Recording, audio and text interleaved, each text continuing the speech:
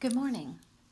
Welcome to this week's lecture for Child Growth and Learning over Chapter 3 Classic Theories of Learning and Cognition.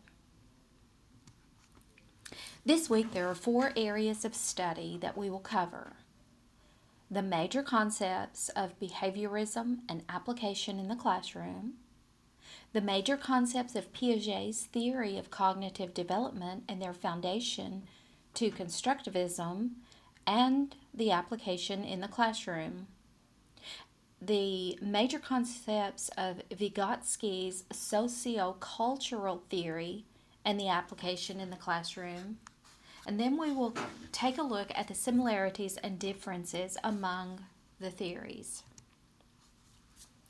Let's begin with behaviorism. Behaviorism is the scientific study of observable behavior.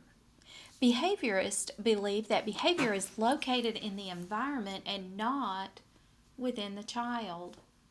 John Watson, one of the founders of behaviorism, believed that children can be trained to become whatever he himself chose for them to become based on the direction he takes in guiding the individual child. He believed that he could train them to be great, brilliant lawyers or doctors or someone else in the medical field, or he could train them to be factory workers, depending on how he guided them in their thinking and their learning. Watson also believed that it's the environment that determines the outcome of an individual, which proves behavior is learned. Behaviorists came along and defined learning as a permanent change in behavior that occurs as the result of experience. Behaviorists also believe conditioning is creating situations that result in learning. This is the same as a learned behavior. Conditioning and learned behavior are basically the same. Behaviorism, in the form of classical conditioning. Pavlov was a Russian psychologist. He researched and formulated his theory of classical condition, also known as Pavlovian conditioning. He believed that providing an unconditional stimulus would promote an unconditioned or involuntary response. His experiment included using dogs and putting in their mouth some meat powder, and he provided a bell to ring every time he gave them the meat powder. The bell would sound at the same time, and this would cause a conditioned response when the bell sounded, even without the meat powder. So what he was basically doing was he started for a series of times that he gave the meat powder and the bell both simultaneously. And eventually the dogs became programmed that every time they hear the bell ring, they get the meat or the flavor of the meat, and they begin to salivate. Eventually, he then provided extinction, which is classical conditioning, which means he eventually removed the meat powder and he just presented the bell. So every time the bell rang, the dogs began to salivate. In extinction or classical condition, the unconditioned stimulus without the conditioned stimulus is provided repeatedly until the conditioned stimulus no longer elicits the conditioned response. The connection here is that children who have had a bad experience in school or a bad year, they've had several bad events that occur in their school, time, they tend to associate school with negative connotations.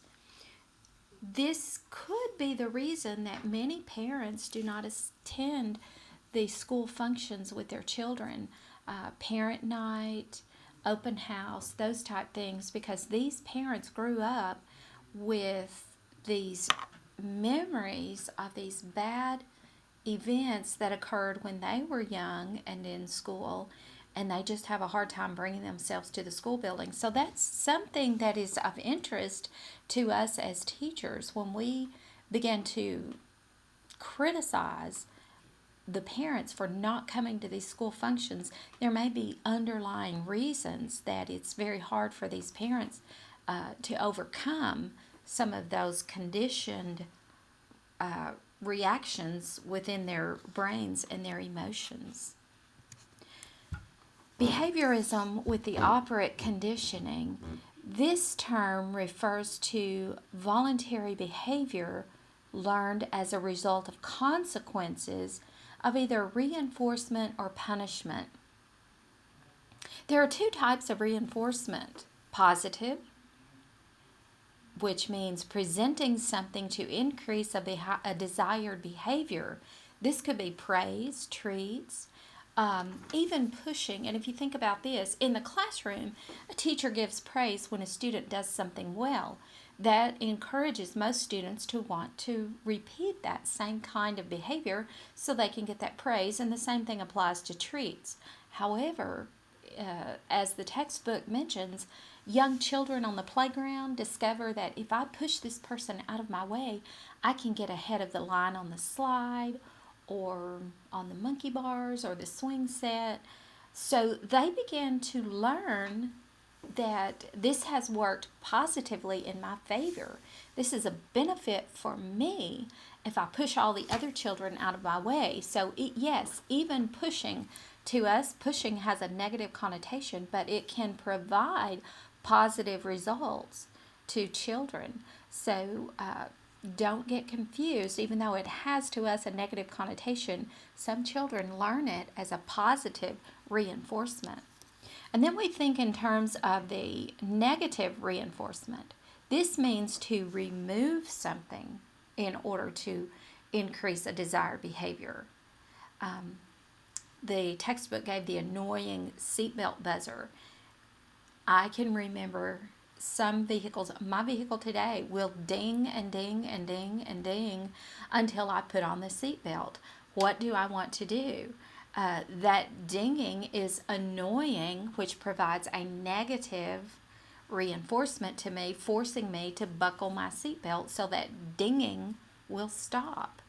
That is a negative reinforcement. I want to remove that negative sound, so I will do what is desired or required of me when I get in the car. I will buckle that seatbelt so I can remove that negative noise. Do not confuse negative reinforcement with punishment. Oftentimes we tend to think negative reinforcement is more or less punishment. That is not the case. Punishment is either removing something or preventing something in order to change behaviors. For example, a child who is misbehaving could be given an office referral. We are presenting him with something. Now, the negative connotation is there. Once he gets to the office, he's going to receive some kind of punishment. So the office referral is a negative presentation of punishment to hopefully reduce the misbehaviors that the child is doing in the classroom. So we present him with an office referral, or we could remove something from him, such as free time or outside recess time, removing a privilege in order to change the negative behaviors that the child is implementing. B.F. Skinner was a famous proponent of the operant behavior. He opposed punishment. He believed that reinforcement produced more results than punishment. And two common mistakes that are often made is number one, ignoring the behavior that deserves reinforcement. We get busy, we get caught up, we get wrapped up in things that are going on. The student has done very well, but we tend to pull back with our praise, and we just keep going through the lesson. So if we ignore the behavior that we're trying to implement for all students, we're doing more harm than good because we are ignoring behavior that deserves reinforcement, such as praise. Or two, we confuse punishment and reinforcement. Taking away a privilege is also a reinforcement. It should not be considered punishment, but sometimes taking away a privilege does seem to be a punishment to that child. Shaping means to reinforce behaviors in the direction of the targeted behavior. In other words, we want to shape the children, the students in our classroom, by reinforcing the successive approximations which targets the behaviors that we want the students to implement in our classroom. We want to shape their behaviors. If your intent is to teach a new behavior, you need to use continuous reinforcement, reinforcing every single time that behavior occurs, and then the students eventually realize, hey, every time I do that, this happens. I get this privilege, this benefit, this praise, or something.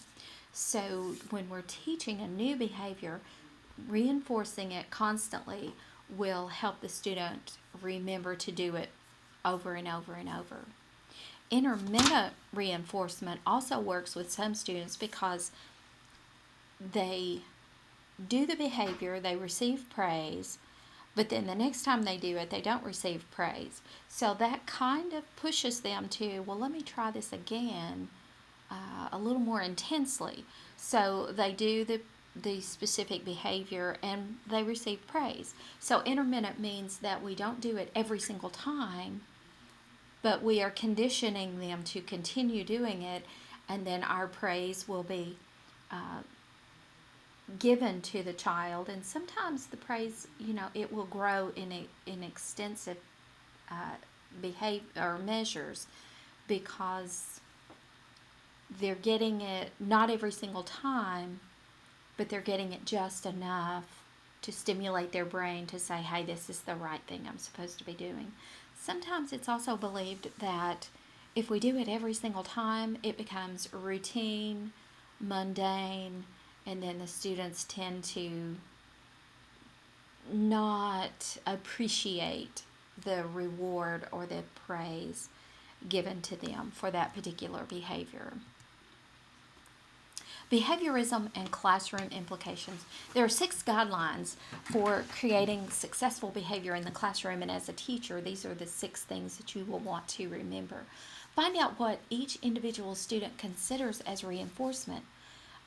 Some students, if you praise them in front of others, it embarrasses them.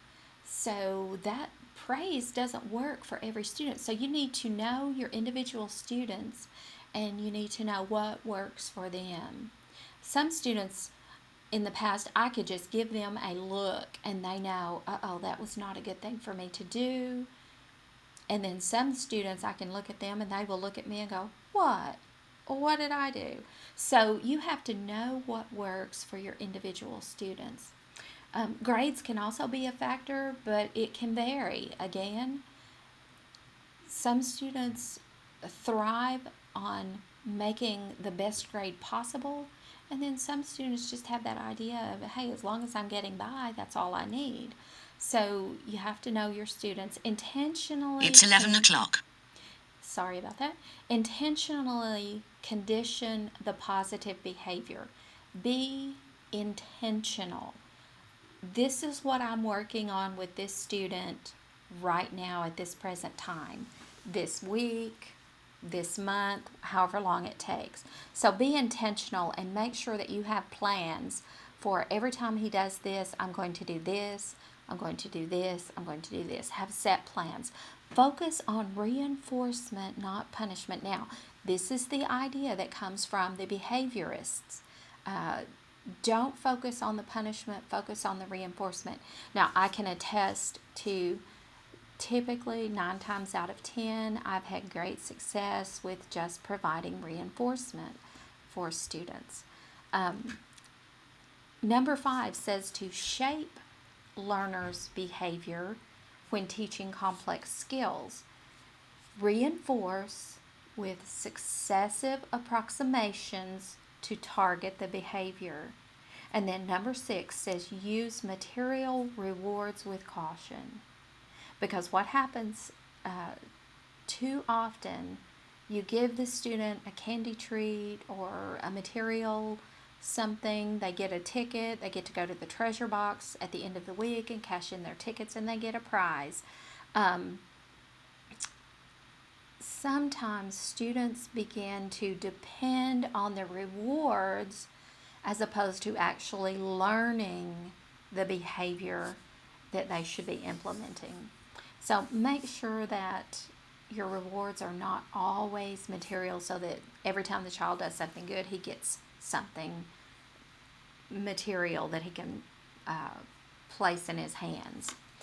Behavior modifications or applied modification analysis or applied behavior analysis is simply teachers applying operant conditioning to their students. It's done this way. Behavior modifications is frequently used in special ed classrooms. Applied behavior analysis is controlled applications in order to alter behavior. It often overlaps with behavior modifications. So, applying the behavior analysis is controlled applications. You want to analyze what you're doing and make sure that you are in control of these applications and that they are actually working for the individual student. Now, behavior modifications, the same thing doesn't work with every student. So this student needs these implementations and this student needs these. So your behavior analysis and your modifications will probably more than likely overlap.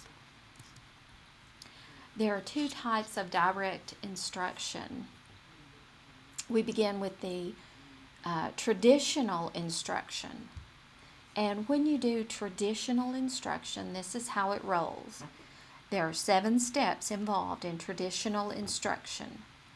You begin with a lesson, or you begin a lesson with a short statement of goals. You begin with a short review of the previous learning. Okay, this would be done by saying, number 1, today our goal is to understand sentence structure. Okay, so you're giving them a goal. What is your goal? By the end of this class period, I want you to be able to write a well-developed sentence. Then you begin with a short review of yesterday's lesson. Yesterday we talked about the different parts of speech and how each piece falls into a sentence. We have a noun, we have a verb, we have an adjective, okay?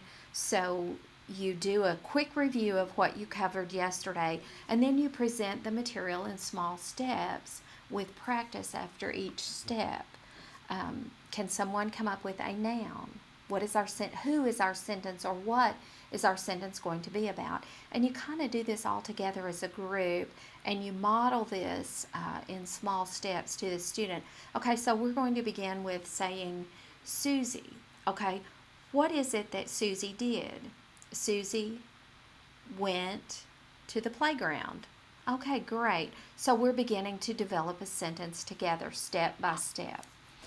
Give clear and detailed instructions and explanations of what you are doing, what you are expecting the students to do. Ask a large number of questions to make sure that they understand each step as you move along the process. Provide systematic feedback and corrections. Keep them on track. Give them immediate feedback as you're working together as a whole group. Obtain a success rate of 80% or higher during the initial practice. Okay, 80% of the students have comprehended as you have practiced this together as a whole group. Now you can break them up into the smaller groups and let them do this in small groups. The 20% that didn't quite comprehend it, they may be close, but they didn't quite fully comprehend it. You can pair those 20% of the students with the rest of the 80% in small groups, and they can maybe then eventually get it from their peers as they're working in their group work. The second type of direct instruction is called commercially prepared scripts for instruction. Teachers are provided exact wording with commercial scripts. This provides frequent and immediate feedback. Reinforcement should occur immediately after a correct response. Now, these commercially prepared scripts gives you each one of those pieces. I have used curriculum in certain settings. I have been given, and this is the curriculum that this school district uses, which is actually commercially prepared scripts for instruction. I personally have a hard time following a script because it is not my style, but also I can remember my first years of teaching. Using a scripted lesson was very helpful and beneficial because I was brand new at doing this, and so having the script was a great tool and guide until I felt comfortable and confident. Now,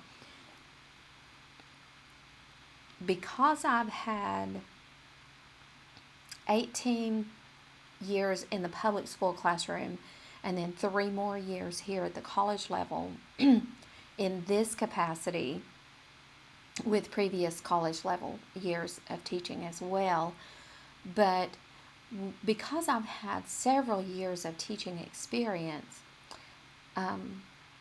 I have difficulty sticking to a script that has been developed or created for me.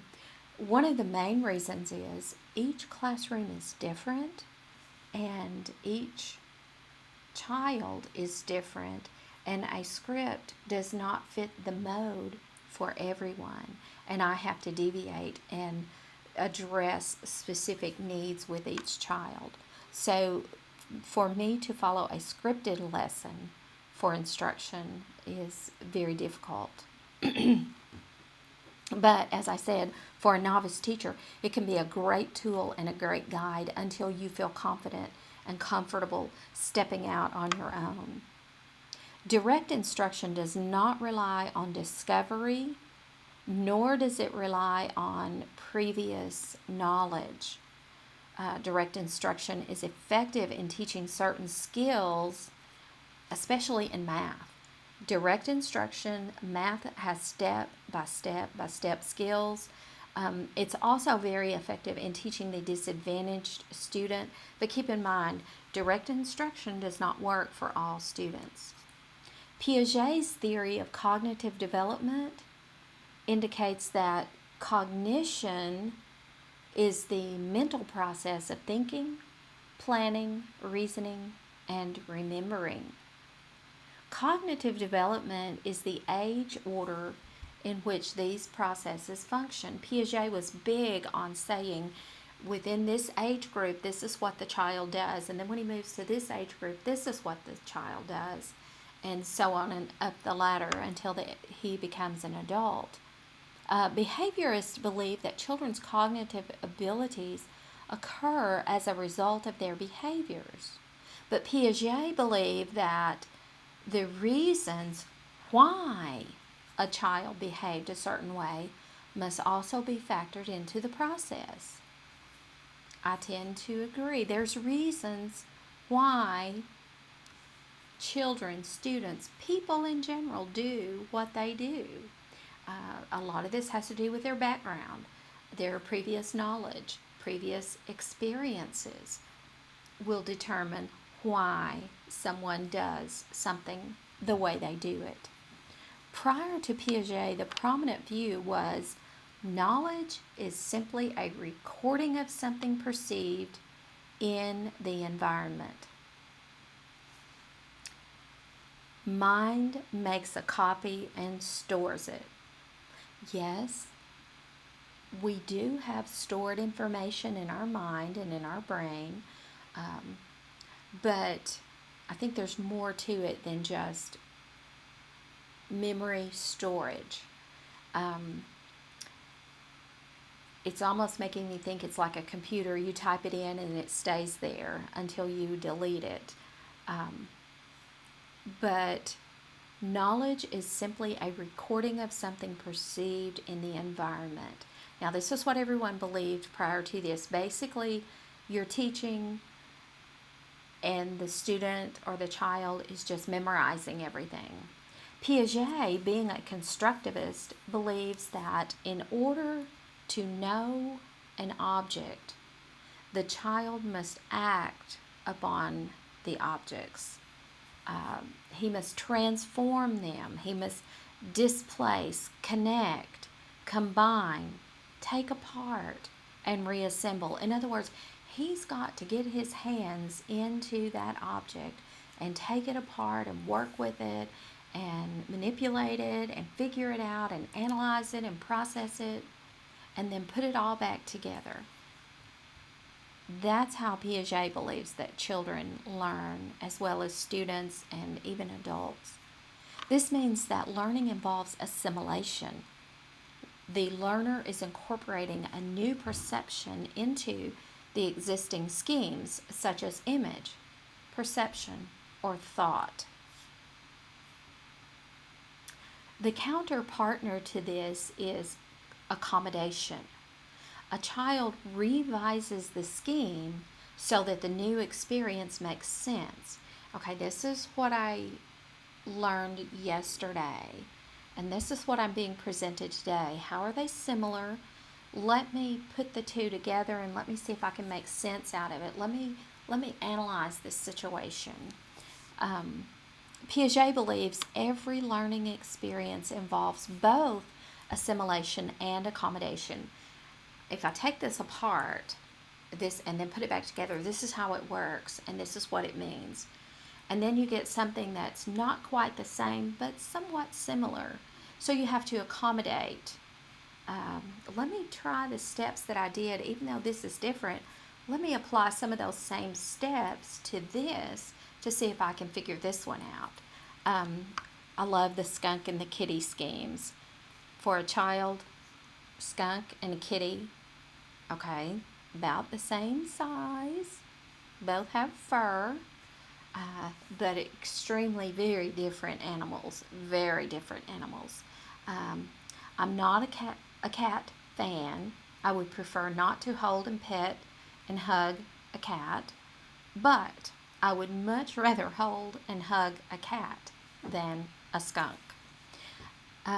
Equilibrium is the state of cognitive balance between assimilation and accommodation, which does lead to the cognitive development. So we have to lead the students, when we're teaching, we have to keep our minds focused on, I need a balance. I need to balance my students. They need to have equilibrium between assimilation and accommodation, how to break it apart and understand it, and also how to take new information and apply yesterday's strategy of breaking it apart and applying it to understand it. Piaget's cognitive development theory of age trends. Piaget believed key differences between teens and toddlers in their cognitive ability is that he believed that teens can think accurately about abstract concepts, but younger children cannot. It is the child's experience with concrete objects that accumulates and leads to abstract concepts and uh, level higher levels of knowledge as the child grows and gains more concrete understanding. He came up with 4 major stages of cognitive development that are linked with qualitative rather than quantitative differences in a child's logic. Sensory motor stage is the first one, and this is from birth to 2 years. And basically, he's saying that the child is born with the ability to immediately observe and attempt to make sense of the world around him. The thought and action are indistinguishable. The child begins to grasp and even chew on a new toy. He also begins to use symbolic thought, his cognitive ability to have one thing to represent another. Eventually, the implement, eventually implement, or let me start over. Eventually, the child is able to implement the deferred imitation process during this stage. He then moves into object permanence. This means that the objects out of view do still exist. Prior to this, the object is there. The object is hidden under the blanket. Then that means the object no longer exists. But eventually he moves into a more permanence in his cognitive development, in that I saw that object. I know it's real. It's gone now. I don't know where it is. It's disappeared, but I know it's still real. Piaget's A not B error occurs because older infants still have the incomplete understanding of object permanence. They're beginning to develop it, but it's not fully and completely developed. The A not B, that was the example that the textbook gave, in which the object was hidden under the mattress while the child watched it being hidden. It was hidden under the same spot of the mattress every single time, repeatedly. The child began to realize it's always hidden right there. Even though the child can watch, it's hidden in a different location under the mattress, at the front of the mattress instead of the back of the mattress, or the head of the mattress instead of the foot of the mattress. The child watches it being hidden, but his mind is still conditioned to, every time that object goes away, it's always right here. So he still knows that there's permanence, but he doesn't grasp the concept of it's hidden in a different spot this time, because previously it's always been hidden right here. So he's beginning to develop it. It's just not fully developed yet. Number 2, the second stage, is the pre-operational. This is from ages 2 to 7 years old. Children are not yet capable of thinking logically.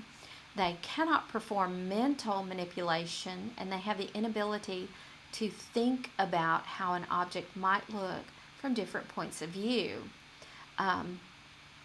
Animism, belief that an inanimate object will have lifelike qualities. I like the example in the textbook. The leaf is blowing toward the child, therefore the leaf is chasing them. The leaf has a mind to, I'm going to get you, child. I'm coming after you. It almost reminds me of, what do we do when little children get hurt? They get their finger caught in the door or something such as that. Sometimes we tend to tell that child, oh, bad door, bad door. Mommy will spank that door. You leave my child alone. That makes the child begin to feel like mommy took care of that for me. That door did that intentionally. It's not that I got my finger in there and closed the door. I didn't do it. That door did it to me. So we do see that in the ages of 2 to 7 years old. They also lack the hierarchical classification skills. They cannot classify objects into subcategories. She's a woman and she's also my mother. She's my dad's wife. Okay, they can't classify in various classifications like that for one object or one person. She's not a woman. That's my mom. Okay, they cannot differentiate in that one person could be classified into several categories. They also have the egocentrism. They assume that all people see the world from their point of view. They use collective monologue. They speak to others in the group, but no one is really listening to each other. This is their age, within this age category. They're all speaking. They may even take turns talking. So it sounds like they're having a conversation, but they're each talking about their own individual mindset at that point. What's on that child's mind is what he's saying. When he gets through talking, this one will say what's on his mind. He has no connection or no relationship to what was just said by the other child. That is egocentrism. They do have the lack of conversation. Not conversation, but conservation. The child doesn't understand that the same ball of clay, you have two balls of clay that have the same amount of clay. They're both rolled up into a ball, and then you smash this one out flat. This one is still round. The one that is smashed and is flat appears to be larger because it's bigger around than the ball that's still rolled out into the ball. Because this one is bigger around, it has more clay. So they cannot reverse the operations. They cannot assimilate that it's still the same amount of clay. It's just a different shape. The third stage is the concrete operational. By the time they get to be 7 years old through 11 years old, they're finally able to think more logically. And of course, with each year, this skill grows and grows. They can decenter, they can reverse operations. They're beginning to be able to classify and conserve successfully. They begin collecting, sorting, and classifying young boys. They love to go outside and collect rocks. When they empty their pockets in the evening, they've got these rocks, and they can classify them. They can sort them, little rocks, big rocks, okay? So these skills are beginning to come into play now. The fourth stage is the formal operational stage. This is from the age of 12 years old and up. They begin thinking abstractly about the possibilities that may not physically exist, and they are able then to follow clear logic and reason in hypothetical and deductive manner. They learn to reason successfully based only on given facts by implementing the thought processes into the what ifs. So they're able to take the information that's given to them, and they're able to logically reason through that and add to the possibilities. What if it went this direction? What if it went this direction? How can I solve this problem? So they're able to begin processing and thinking abstractly and coming up with logical reasons and logical solutions. Advances in knowledge that have occurred since Piaget. Now, of course, yes, studies are still ongoing. Psychologists are still looking into development, child development, teen, adolescence, adulthood. If we go back to Piaget, we understand that a lot of things were underestimated. For example, why would a child hide while doing something that he shouldn't do? So Piaget says the child doesn't have those skills to do that, but I know for a fact, I have a He's 18 months old now, but I remember when he was 15 and 16 months old, um, he was toddling around. His little baby sister had her bottle of milk. It was for the infant. My daughter was nursing, and she would have the bottles of her milk. And I remember on more than one occasion, Harrison, the 15, 16-month-old at that time, knew that that bottle was his sister's and it was not his. But he wanted that milk in that bottle, and he would grab it and run and hide. That indicates that was an underestimation. According to Piaget, he was not supposed to have those kinds of skills yet, but he did. He had that skill. He knew right from wrong. He may not have fully comprehended, he just knew that that was not his. Also, some things tended to be overestimated. We said that at age 7, they're egocentric, they're young children, it's all about them. I know 14-year-olds plus. I know 19-year-olds. I know 25-year-olds. I know 30, 40-year-old people who are still very egocentric, self-absorbed. It's all about me. Everyone in the room, when I walk in, their focus is on me, okay? So we overestimated it.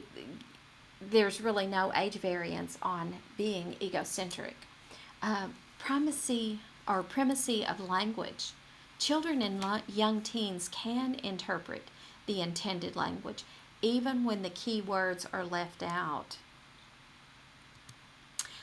There's diversity in cognitive development theory. Piaget believed that stages of cognitive development occur in predictable sequence because the stages scaffold upon each other. He also believed that stages are the same across all cultures.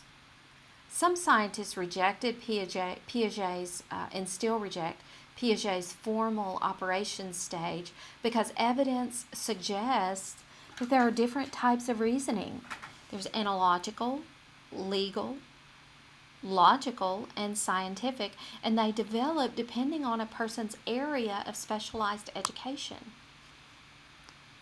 This could also factor into the child's home. How are the parents interacting with that child? How well educated are the parents? And they will lead their children in those formal operation skills based on what they themselves do. So this is why some scientists have rejected Piaget's formal operations stage. The classroom implications of cognitive developmental theory are school readiness. Although Piaget was annoyed with teachers wanting to speed up the cognitive process, there is evidence now that proves that just the opposite. The child is not going to learn completely based on this age level. Yes, a child is not going to learn something until he is ready, able, and capable of learning it, but students can also learn as they're stimulated. So you provide the child with the correct stimulation, you can advance his school readiness. You can advance his own cognitive development. Developmentally appropriate practice, also known as DAP, had a position statement published by the National Association for the Education of Young Children, and that statement is as follows. Know children well, including their significant adults, so you can scaffold their learning and help them attain their goals that are challenging but achievable. That means you have to know the individual child, and each child in your classroom is different. Each child has different significant adults in their life that are teaching them and patterning and guiding them in their cognitive development. Excuse me. Make instruction appropriate to the It's 11:30. To the children's age and developmental level. individualized to them and fitting their social and cultural background. Also, number three, base practices on research about how children learn and develop, not on unfounded assumptions. Don't assume, but do the research. Dig in, find out how children really learn um, based on their different backgrounds and culture and so forth. Use practices that are likely to reduce the achievement gap. That's our overall goal as an educator in the classroom today. We want to reduce the achievement gap. We want all students to excel, and we want to push all students to high achievement. Constructivist teaching. Teachers provide learners with experiences that facilitate their personal construction of knowledge. Though there are many variations to this type of instruction, the following are common attributes of various versions of constructivist teaching.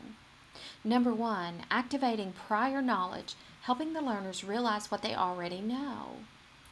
Using hands-on material is number two when it's appropriate. This is particularly advantageous for the novices learning new things, getting their hands on it, getting involved in it. Number three, encouraging learners to connect new material with familiar objects and events, having them to compare. Can you think of something that is somewhat similar to this? Getting them to draw from things that they already know and then connecting it to the new material. Number four, following the learner's lead. Using follow-up questions. In other words, as a teacher, you talk less and you listen more. Ask probing questions to get the students learning, to get the students thinking, and then they begin adding to what they are learning. Sometimes the students will have probing questions. They want to know more. They want to dig in a little deeper, and that's always wonderful. Number five, asking more questions than giving answers. Asking open-ended questions that foster deep thinking.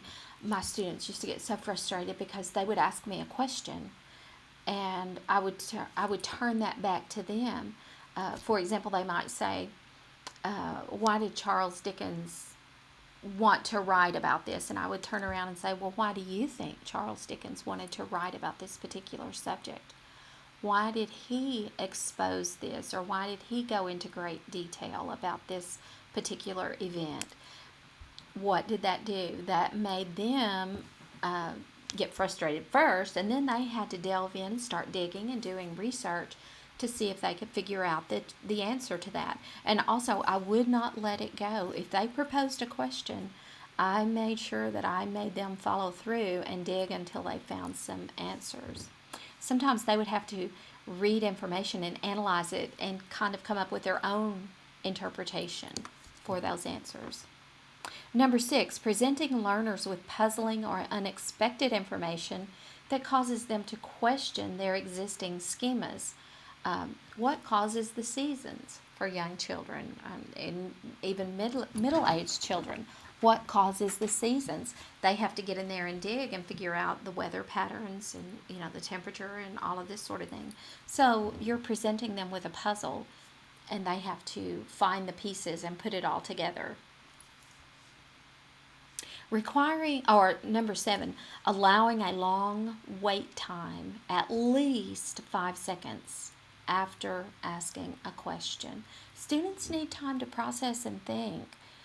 Too many teachers are prone to ask the question, someone doesn't immediately answer, so the teacher feels compelled to, we can't have the silence, so the teacher is compelled to give the answer. That's not good. Give students time to think. If I ask you a question, can you answer me explicitly, quickly? No. You need time to process. I need time to process and think before I give an explicit answer. So give students time to think. Count to 10 before you move on to another student or before you guide them to the answer. Number 8, requiring learners to justify their answers regardless of whether their answers are correct or not. Always make them provide evidence. Ask them, what is your proof? What is your evidence? Can you back that up? Do you have support for that? Number 9, not stating the answers or reasons are correct or incorrect. Instead, ask more questions to provide ask more questions or provide experiences that allow the learners to correct their own errors. In other words, if they give you an incorrect answer, continue asking probing questions to guide them to finding for themselves the correct answer. The more they discover on their own, the better they're going to understand it, and the longer they're going to remember it.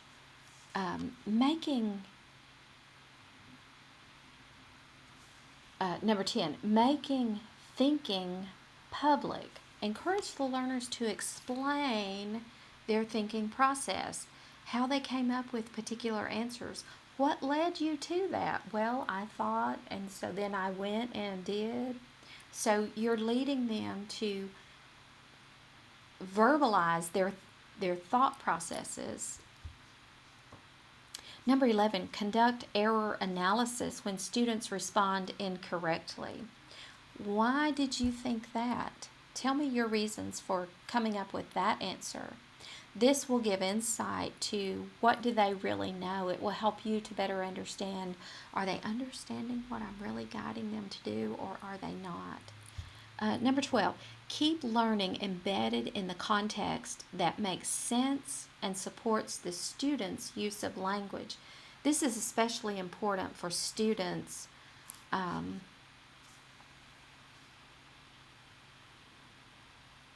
use of language. This is important. I'm sorry, I got distracted. This is especially important for students who are young, who are immigrants, or who have poor verbal ability. This could also be difficult for students from subcultures that rarely use abstract language. Schools tend to use a great deal of abstract language that doesn't fit every single student's context. The beginning reader books have pictures for a reason. The outcomes of effective constructivist instruction are deeper conceptual understanding, greater interest and positive attitude toward the topic, reduced labeling by students that other students are smart or dumb, increased perceptions that learners are responsible for their own learning and have some control over their own learning.